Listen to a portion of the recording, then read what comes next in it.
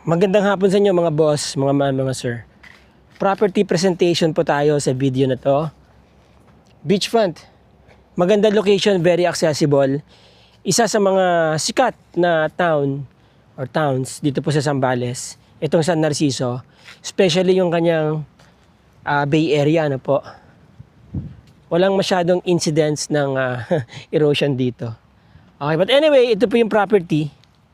25 meters po ang frontage nito hanggang dyan sa bakod na yan. But beyond that, yung tinatawag na accretion and then salvage zone, ano po. As you see, wala pong nakatayong structure sa harap, squatter or whatever, no? Kasi minsan kapag ka nagkaroon ng parang may nagtayo ng kubo-kubo dyan na matagal na panahon, yun ang nagiging problema ng ibang may-ari. Pero ito, wala po. Yan, no? Malinis. Hanggang dyan sa poste na yan, yung property pag ganun diretso. Pasilip po natin kay Chokokoy.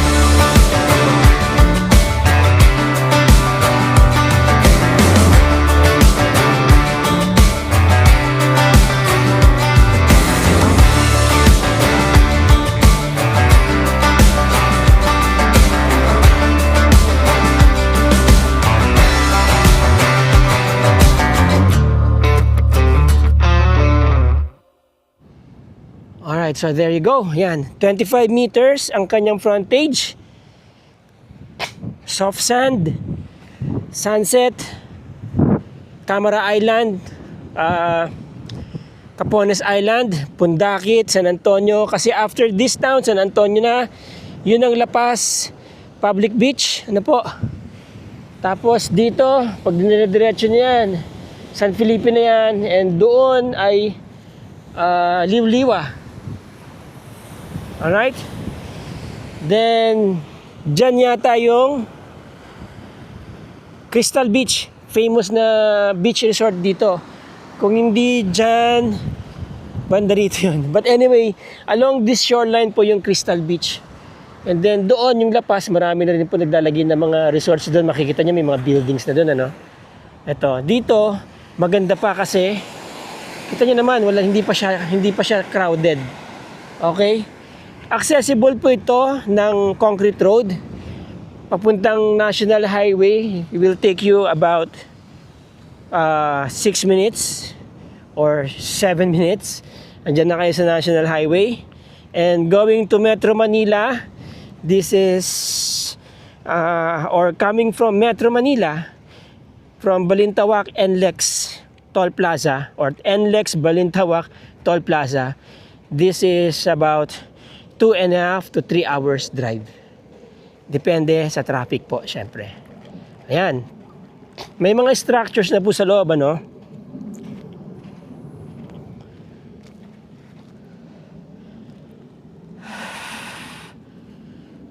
May mga structures na po sa loob. Yung iba, siguro kagaya nito, pwede nyo rehabilitate kasi semento naman. Maganda po ang dagat, ano? Although, syempre, alam niyo naman, dagat ng Zambales, medyo malalim. Kaya,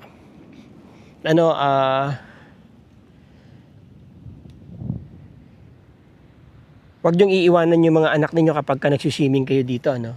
Kahit sa ang dagat naman po. Hindi to kagaya ng dagat sa Palawan, sa ano. Pero, once na nasanay kayo dito sa dagat nito, napakaganda po ng dagat na yan. Hindi siya, alam niyo na, hindi siya Makati. Anyway, meron pong parang sandbar doon na ginawa. Ang advantage niyan, hindi po basta-basta na-erode yung buhangin. Tinatangay ng current papunta doon. Doon pa lang kasi nahaharang na. Alright? At mapapansin nyo, wala pong dredgers dito. Ayan, oh. Wala akong nakikitang barko. Okay? So ito, loob ng property, may mga structures. For rehab na po, karamihan. Or halos lahat, ano. Merong concrete doon, house made of cement. Maganda po yung property, pahaba, no, kasi pwede kayong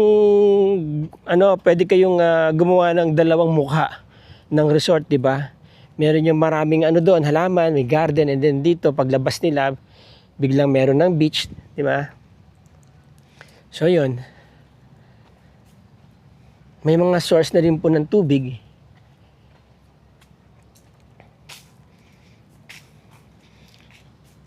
Gaano kalaki to? 6,000 square meters, no? 6,000 square meters po ang property, mga boss, mga ma'am, mga sir. So, starting doon, sa pinanggalingan natin, i-walk through ko kayo or papakita ko sa inyo ano meron dito sa ground. Habang, parang ganyan, habang naglalakad kayo, ano? Para na rin kayo nag-viewing. And then dito, may kubo-kubo na mataas. For na po lahat. For yung iba demolition construction or iba for demolition na. Hindi na kasi safe, no? Pero tingin ko matibay pa yung mga bakal nito. Semento po eh. Yung mga poste. May mga tornilyo naman, oh. Yan. Ibig sabihin, pwede niyo pang gawa ng yan. Pwede niya pa siguro itong i-rehabilitate. Matibay pa po yung mga kahoy, oh. Alright. Now dito, may mga facilities pa rin. Yan, pwede niya rehab yan, pati itong bahay. Tapos hanggang dun po yan. Kung makikita niyo sa drone shots, meron tayong nahagip na bahay doon sa unahan. Hanggang dun po sa harap ng bahay, yung kanyang boundary. Ito, pasok po ito. So, nandito sa bandang gitna ng daan, yung property na for sale. 6,000 square meters. Alright? So, yan.